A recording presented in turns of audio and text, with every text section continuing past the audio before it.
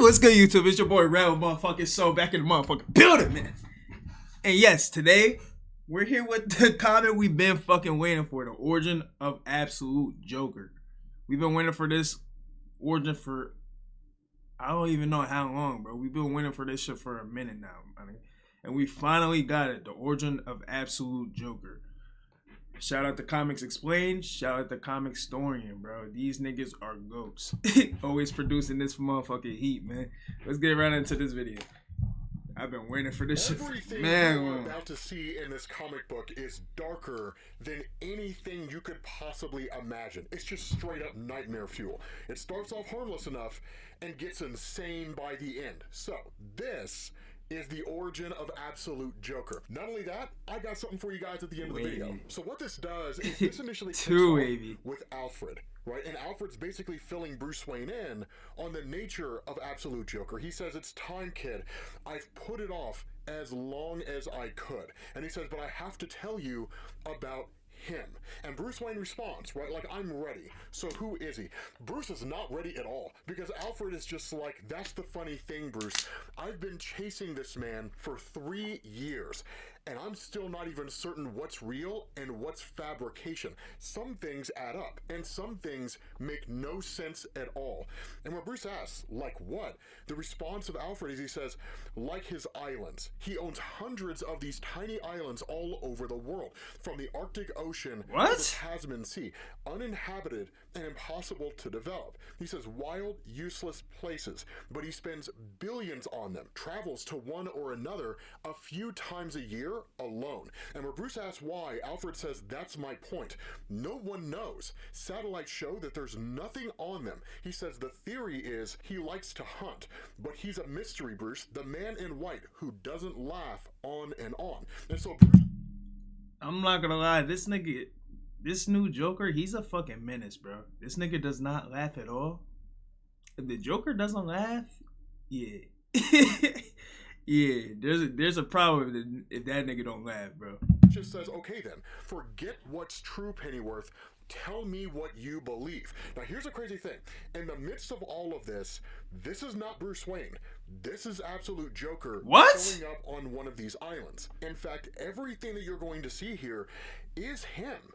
And so in that moment, Alfred says it all starts. That nigga looks like the original Bruce Wayne. First films ever recorded, maybe the actual first, in 1888, the same year as the Prince's The Round Hay Garden scene. And Bruce asks, right, "Who am I looking at?" And Alfred says, "His great-grandfather." And Bruce is like, "The guy in the top hat." And Alfred says, "No, in the makeup, the boy, the clown, Joseph Grimm the First, Jack." The story is he grew up an orphan on the streets of Gotham and made his living as a street performer. They say he was good too, the best around. They said you could hear the laughter for blocks and blocks, though he himself never so much as chuckled. His reputation grew. He brought his clown act to vaudeville, took the money from that and invested it in his own theater called Just Kidding, which of course JK is short for that. And he says from there he invested in silent pictures, funded some big ones. Competition was fierce, but Jack always prevailed by, according to those around him, making people laugh loudest. By 40, he had made a fortune and become a member of Gotham's finest gentlemen's clubs, the Five Gates Club, the Slaughter Select, and so on. It's said that he,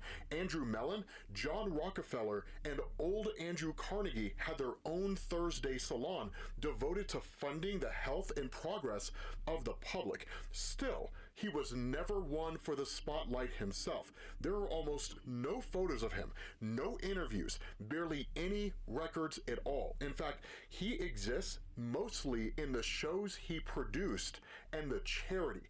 Jack was a major philanthropist. That much is documented, though you won't see his name on any... Say bless you. A wing of Gotham Met, the Gotham Met, Gotham University. He was especially devoted to children's causes, which made sense given his own rough childhood. Live like a clown, leave the world with more laughter than when you entered. That was the reported motto. Jack died in 1938, according to records, and is buried in a family crypt here in the city. And he says Jack's legacy lived on in his son, Jack Jr., who had taken over the family business in the 1920s and expanded it. Like his father, Jack Grimm II invested in entertainment that would bring laughter to the world, eventually becoming one of the early financiers of television. He created a bunch of subsidiaries of Just Kidding, all named after famous clowns and jesters, Fox, Pierrot, and the list goes on. And like his father, he stayed committed to philanthropic pursuits, especially those for children. He opened homes for children across the country. By the 1960s, Junior's son, Jack Grimm III, was the central figure of Just Kidding, starting one of the first cable network companies devoted primarily to comedies, children's shows. Jack III was a major funder of public broadcasting. Jack Grimm IV was born sometime in the late 1970s and took the company into gaming systems. He also expanded Just Kidding's philanthropy to global causes, which finally brings us to our Jack, Jack Grimm V. Young, smart, and by far the most successful. He was one of the first investors in online gaming platforms, the hardware and software, and a primary backer in GPUs, the chips that the entire world runs on, and he approaches trillionaire status. What the fuck? Yo, this Joker right here, yo, he's way richer than the original Bruce Wayne. That's actually crazy. I'm not gonna lie, bro. Jack V has vastly widened Just Kidding's charitable initiatives, international literacy programs, peace organizations, medicine, and aid drops. To those who know him, he is lauded and loved. And so Bruce asks, where is it? And Alfred says, where's what? And Bruce says, where's the smoking gun, Pennyworth? What's so scary about this guy? And Alfred just says, on paper, nothing is so scary about him. Just the opposite. He's the fifth chapter in a story about a family that has made its fortune by embracing that very first love, the clown, helping Americans and people around the world smile and laugh. Nigga, I'm not gonna lie. Whoever loves clowns, bro, they are a scary human being. They are a scary individual, bro. You gotta watch out for niggas like that, bro. Whoever loves clowns, you gotta watch out for them niggas. Sure, he's eccentric, Jack is, likes to go hunt big game alone on remote islands, but all billionaires are eccentric, right? And he says he's a classic American success story. And so Bruce just says, I didn't ask you for the story, Pennyworth. I asked you what you believed. And so focusing on this island where absolute Joker is just going through and killing, some animals, there's a speech bubble that's almost a murmur from a guy off the panel. And Alfred just says, okay, kid, but for that, we have to go back to the start. He says, to that boy in the alley, back to the clown. So we're actually going to circle back to this a couple more times. I'm not going to lie, this nigga's scary as shit. Often performed outside scary a dentist's as office. In the 1880s, they'd only just introduced nitrous oxide to dentistry, laughing gas, and Jack would sneak in, leak the gas into the alley, make them laugh, sure, but also make them suggestible, as nitrous does exactly that. So they'd give him all of their money. That act was a trick, a sleight of hand, no different from when Jack Sr. funded his own rivals in vaudeville and in film, playing one side against the other. And that's what my research has found about the Grimm family. They've always played both sides. For a century and a half, these men have invested in one endeavor and its counter. It extends beyond entertainment to all aspects of life. They even fund the war effort and theirs through subsidiaries, all their clown-named companies. The Grimm fund right-leaning news networks and left-leaning ones. They fund the aid and the warlords who steal it. Peace and war, the crimes and the prison. Arc M. They might be the most powerful crime family in history, playing everyone against each other, profiting off the chaos they sow, loyal to no country, no principle, nothing but power. And so Bruce asks, right, but why? How much is enough? And Alfred says, I always come back to that motto, live like a clown. A clown plays the fool while making a fool of everyone else. I'm not gonna lie, that quote is hard. I'm not gonna use that shit. Clown, A Clown plays the fool while making a fool of everyone else. He's a Mastermind, the schemer. All the gold in the That's world OD. is not enough. Nothing's enough. And that's when you switch over to what's basically this makeshift hut on this island where Joker's running around going after seemingly somebody. And he just asks, right, hello, is anybody home? And that's where Alfred says, now you know. That's the report that I sent to my superiors at MI6. And that's when you switch over to this old man who kind of comes out by the water, and it's just like, is somebody there? And he says, oh, thank God, I've been trapped on this island alone Nigga, for is that nearly Alfred? 30 years. I don't know how I got here. And that's when he realizes it's Joker. And he's just like, how? Right? And Joker just says, run. And the guy just flees for his life, right? He just takes off running as fast as he possibly can. But that's the genius about all this, right? The idea that the Grimm family plays both sides against the other. It's like the idea of the Great Gold Rush. Sure, like, you may prospect and you might make gold, but the people who really made money in all of that are the... Nigga, I thought this nigga didn't smile. Why the fuck is this nigga smiling now?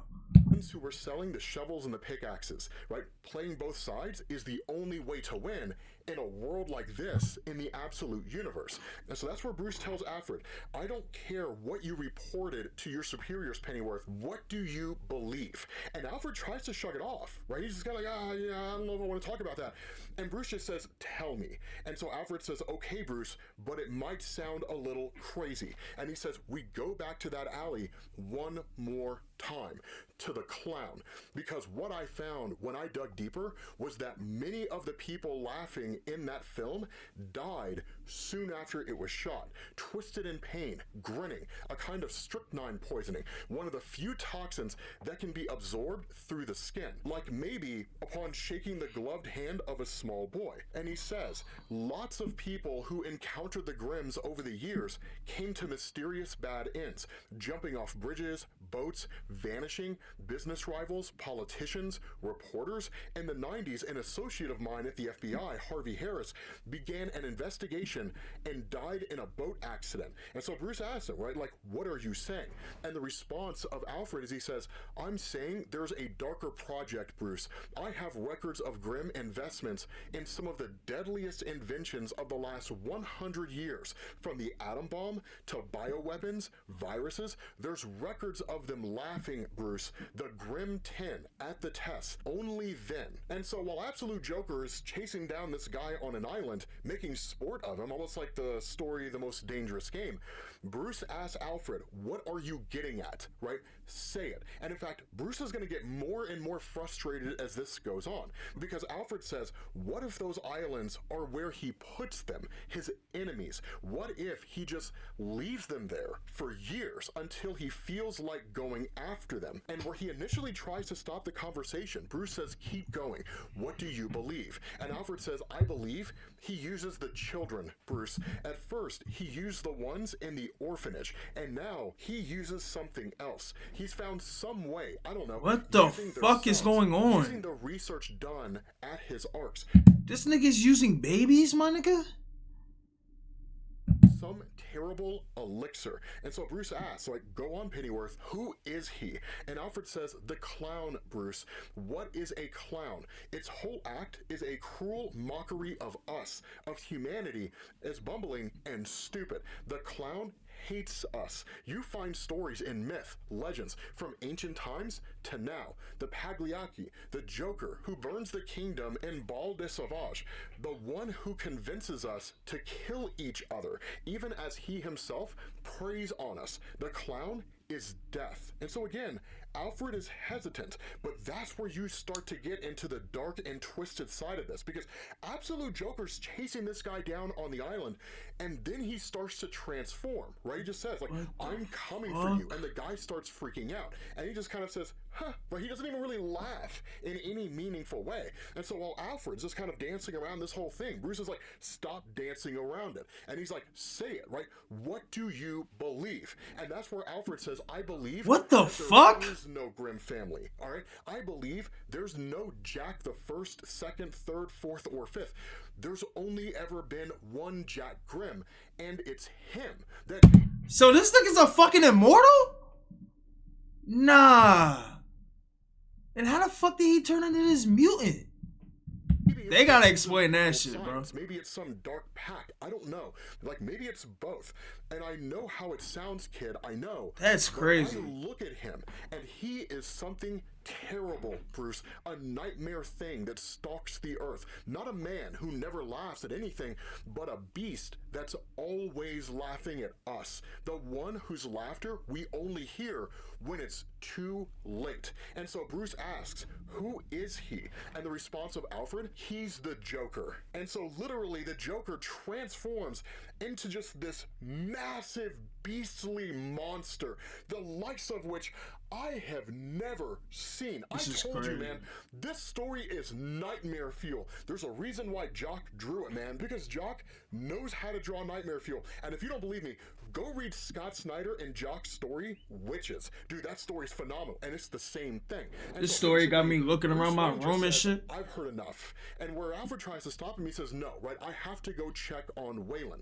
And so Alfred's just kind of like, I understand, but be careful out there, kid. And so Alfred just kind of muses to himself, right? He says, nicely done, old fool. He didn't sign up for this. Sure, he wanted a fight, to punch back, to scream. But this, in just the last year, the world has cracked itself open and revealed its true face to him. All of its monsters everywhere he looks. And he says, the other night I found him watching a story about a woman in Gateway City who claims to be magic, some kind of god warrior from hell. Of course, that's referencing absolute Wonder Woman. And he says, to his credit, he just keeps on. He pushes forward. But you, did you really tell him about Grimm for his own sake? Nah, he told him about that for his. You couldn't live with it anymore. Because deep down, you are a coward. Of course, Alfred's talking to himself here, and he says, just yesterday, a report put Grimm on one of his islands off the coast of Colombia, but you couldn't let it alone.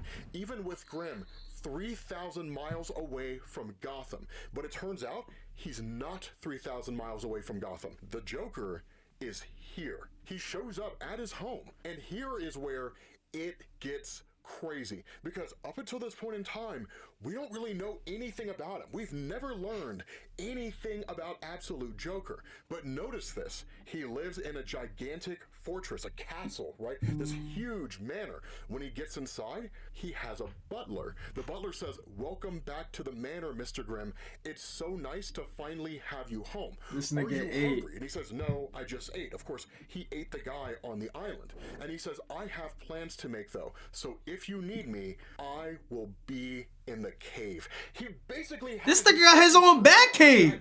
So the fuck? I have to ask for you guys is, what's this called? They gotta show this shit. Cave? Right? Like, what would you guys call this? But with that being said, guys, no, oh my god, nigga, you gotta show the Joker cave, my nigga. I hate they ended that shit like that. I want to point you guys in the direction. That's crazy. Of the Conrad video that I did the narration for. Again, you'll find the link down in the. Alright, bro. That's the end of the Joker origin, bro. That shit was OD. I'm not gonna lie. That shit had me looking around my room like, D. But let me know down in the comment section if y'all fuck with this video, bro. Like, comment, subscribe, and I'm out.